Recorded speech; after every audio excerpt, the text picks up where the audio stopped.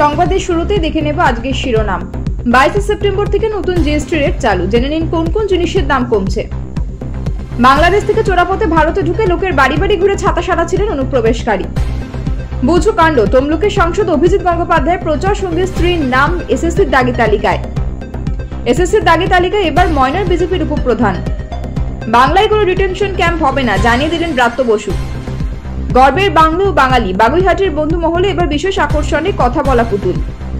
আচমকা স্থগিত মোদীর সভা, 20 সেপ্টেম্বর আসছেন না রানাঘাটে। বিস্তারিত খবরে যাওয়ার আগে ভিডিওটিতে একটি লাইক দিন এবং পরবর্তী আপডেট পাওয়ার জন্য চ্যানেলটিকে সাবস্ক্রাইব করে রাখুন। এখন বিস্তারিত খবর। উঠে গেল 12% ও 18% জিএসটি স্ল্যাব। 18% থেকে বাড়িয়ে তামাকজাত দ্রব্যতে 40% জিএসটি করা হলো। জিএসটি নিয়ে কাউন্সিলরের বৈঠকে বড় সিদ্ধান্ত। 22 সেপ্টেম্বর থেকে নতুন জিএসটি আর কার্যকর হবে। দাম কমতে পারে নিত্য প্রয়োজনীয় 175টি দ্রব্যের। বিলাসবহুল সামগ্রীতে চাপছে 40% জিএসটি। উৎসবের মরশুমে জিএসটি নিয়ে বড় উপহার কেন্দ্রে। লটারি ও তামাকজাত দ্রব্যের 40% জিএসটি। সূত্রের খবর অনুযায়ী জিএসটি নিয়ে কেন্দ্রের প্রস্তাবে শিলমোহর দিয়েছে জিএসটি কাউন্সিল। এখন থেকে 5%, 18% এই দুই স্ল্যাব জিএসটি থাকবে না। 22 সেপ্টেম্বর থেকে লাগু হবে এই নতুন জিএসটি রেট। সাংবাদিক বৈঠক করে বুধবার রাতে কেন্দ্রীয় অর্থমন্ত্রী নির্মলা সীতারামন জানিয়েছেন, সাধারণ মানুষের কথা ভেবে এই সিদ্ধান্ত নেওয়া হয়েছে। স্বাস্থ্যক্ষেত্রে বড়সড় সুবিধা মিলবে বলে আশ্বাস দিয়েছেন কেন্দ্রীয় অর্থমন্ত্রী। এর ফলে দাম কমবে টুথপেস্ট, টুথব্রাশ, পেন্সিল, রাবার, মাখন, ঘি, cheese, shampoo, AC, machine, dishwasher, motorcycle, tractor, tyre ইত্যাদি যন্ত্রাংশের। দাম কমবে 32 ইঞ্চি টিভি, প্রজেক্টর, 3 চাকার গাড়ি, 350 সিসির উপরের বাইকের। একাধিক জৈব কীটনাশক ও কৃষি উপকরণে ব্যাপকভাবে জিএসটি কমানো হয়েছে। সিমেন্টের উপর জিএসটি কমিয়ে 18% করা হয়েছে। ক্যান্সারের ওষুধ আর কিছু জীবনদায়ী ওষুধের উপরে জিএসটি কমিয়ে 0 করা হয়েছে। গাড়ির যন্ত্রের উপর জিএসটি কমিয়ে 18% করা হয়েছে। ব্যক্তিগত জীবন বীমা জিএসটি 0 করা হয়েছে। স্বাস্থ্য বীমায়, জীবন বীমায় জিএসটি পুরোপুরি শূন্যতে এনে দাঁড় করিয়েছে কাউন্সিল। ছাতা সারাবেন বাবু, ভাদ্র মাসে বৃষ্টি পিছু না ছাড়াই শহরের অলিগলিতে এরকম ফেরিওয়ালার আওয়াজ মাঝে মধ্যেই শোনা যায়। লোকের বাড়ি বাড়ি ছাতা সারাই করে বেড়াচ্ছেন এক বাংলাদেশি পৌর। এই ধরনের একটি অভিযোগ সামনে আসার পর হরিদেবপুর থানার পুলিশ ওই বাংলাদেশিকে মঙ্গলবার গ্রেপ্তার করে। জানা গেছে তার কাছ থেকে কোনো বৈধ ভিসা বা নথি পাওয়া যায়নি। গত 7 মাস ধরে তিনি নাকি ভারতে চোরাপথে প্রবেশ করে এইভাবেই ঘুরে বেড়াচ্ছেন। মঙ্গলবার হরিদেবপুরের বড় বাগান থেকে কোনো এক ব্যক্তি পুলিশের 100 নম্বরে ডায়াল ফোন করে এলাকায় বাংলাদেশি ঘুরে বেড়াচ্ছেন বলে অভিযোগ করেন। সেই মতো হরিদেবপুর থানার পুলিশ ঘটনাস্থলে যায়। এরপরে এলাকার জনৈক বাসিন্দা কার্তিক রায় লিখিতভাবে অভিযোগ জমা করেন পুলিশের কাছে। শুরু হয় এলাকায় তল্লাশি। সন্দেহভাজন হিসেবে ওই ফেরিওয়ালাকে অবশেষে খুঁজে পায় পুলিশ। জেরার মুখে জানা যায় তার নাম মোহাম্মদ দাউদ দারিয়া। বাংলাদেশের গোপালগঞ্জের বাসিন্দা সে। বয়স 55 বছর। কিন্তু সে বাংলাদেশ থেকে এদেশে এলেও কোনো বৈধ নথি দেখাতে পারেননি। জেরার মুখে সে পুলিশকে জানায় গত 7 মাস আগে চোরাপথে এই দেশে ঢুকে পড়েছে। তারপর থেকে ঘুরে ঘুরে লোকের বাড়িতে ছাতা সারাই করে সে উপার্জন করেছিল। পুলিশ তার এই যুক্তি মানতে চায়নি। বিদেশি আইন অনুযায়ী ঠাকুরপুকুর এলাকা থেকে তাকে গ্রেপ্তার করা হয়। বুধবার আদালতে পেশ করে ওই বাংলাদেশি যুবককে।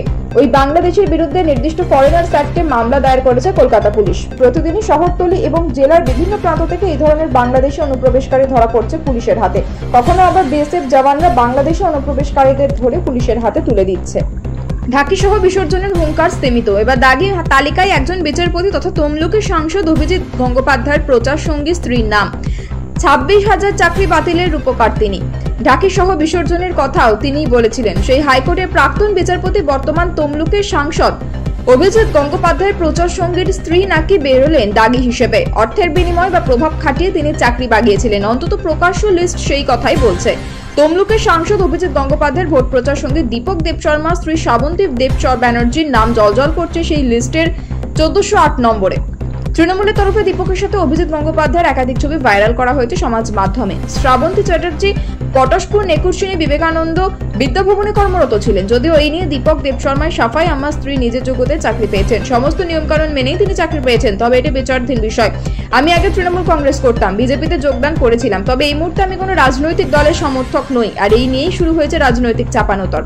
তৃণমূলের দাবি অভিজিৎ গঙ্গোপাধ্যায় নিজের ইলেকশন এজেন্টের স্ত্রীর নাম রয়েছে ওই তালিকায়। সেই জায়গায় আমাদের স্বাভাবিক প্রশ্ন, বিজেপির মুখোমুখি আলাদা হয়ে গিয়েছে। যারা মুখে বড় বড় কথা বলছেন তাদের লোকের নাম এই তালিকায় রয়েছে। যদি সমস্ত অভিযোগ অস্বীকার করেছেন বিজেপি, তমলুক সাংগঠনিক জেলার সাধারণ সহ সভাপতি দেবব্রত পট্টনায়ক বলেন, উনি আগে তৃণমূল করতেন, তৃণমূল নেতাদেরকে টাকা দিয়ে চাকরি পেয়েছিলেন। পরবর্তী সময় লোকসভা ভোটের আগে উনি বিজেপিতে যোগদান করেছিলেন। এখন ওনার দলের সাথে কোনো সম্পর্ক নেই, দলের কোনো পদে উনি নেই, দলের এই নিয়ে কোনো দায় দায়িত্বও নেই। দাগি তালিকায় এবার বিজেপির উপপ্রধানের নাম প্রকাশ্যে। তালিকা প্রকাশ্যে আসতে দূরত্ব বাড়িয়েছে দল। এখনো চাকরি বিক্রির দালালরা ঘুরছে ময়নায়, দাবি বিজেপি নেতা চন্দন মণ্ডলের। এসএসসির অযোগ্য শিক্ষকদের তালিকায় এবার বিজেপির উপপ্রধান, যা নিয়ে শুরু হয়েছে রাজনৈতিক চাপানুতর। পূর্ব মেদিনীপুর জেলার ময়নার বিজেপি পরিচালিত গজিনা গ্রাম পঞ্চায়েতের উপপ্রধান সৌমেন কল অযোগ্যদের তালিকায় নাম রয়েছে 1485 নম্বরে। সৌমেন পশ্চিম মেদিনীপুরের পিংলার মুন্ডমারি উষানন্দ বিদ্যাপীঠের অঙ্কের শিক্ষক। তার দাবি তিনি যোগ্যতার মাপকাঠিতেই তিনি চাকরি পেয়েছেন, কাউকে কোনো টাকা দিয়ে নয়।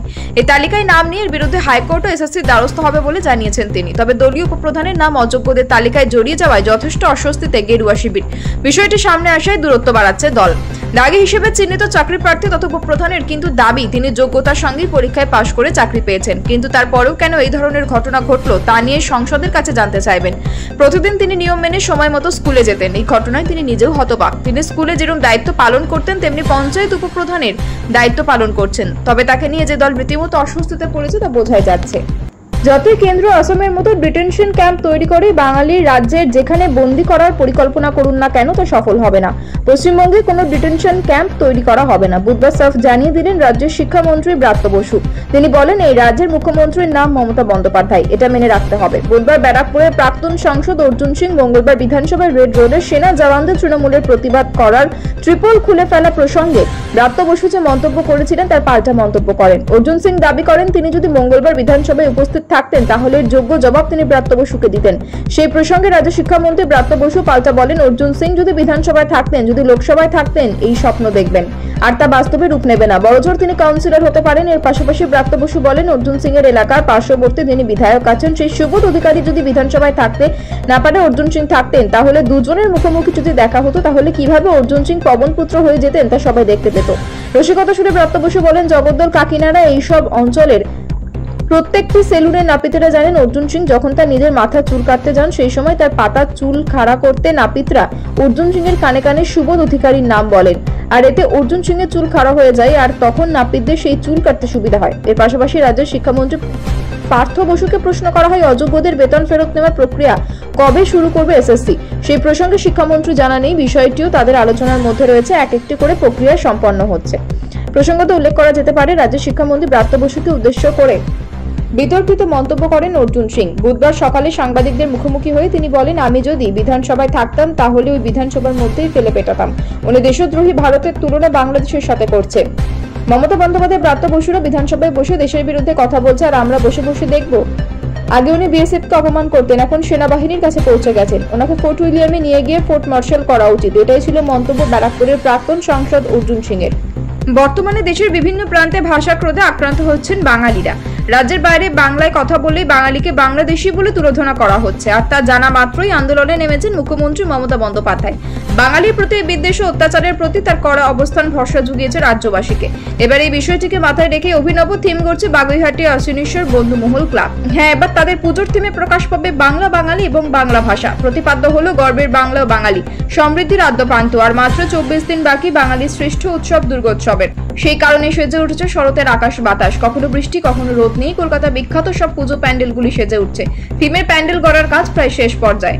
এবার বাগুইহাটি অশ্বিনীনগর বন্ধুমহল 45 বছরে পা রাখতে চলেছে। ভিন রাজ্যের বাংলায় কথা বলতেই আক্রান্ত হচ্ছেন বাংলা শ্রমিকরা, তাই এমন বিষয়কেই মাথায় রেখে বন্ধুমহল পুজোয় সাজছে। পাশাপাশি মহামায়া শক্তির অপূর্ব রূপ আপনাকে আকর্ষণ করতে বাধ্য। পুজোর মণ্ডপে এমন ধারণা প্রসঙ্গে ক্লাবের সেক্রেটারি শ্রী স্বরূপনাথ জানিয়েছেন এবছর তাদের ক্লাবের আকর্ষণীয় থিমের পাশাপাশি চমক দেবে সিলিকনের কথা বলা পুতুল, যে আগে কখনো কলকাতার পুজোতে হয়নি।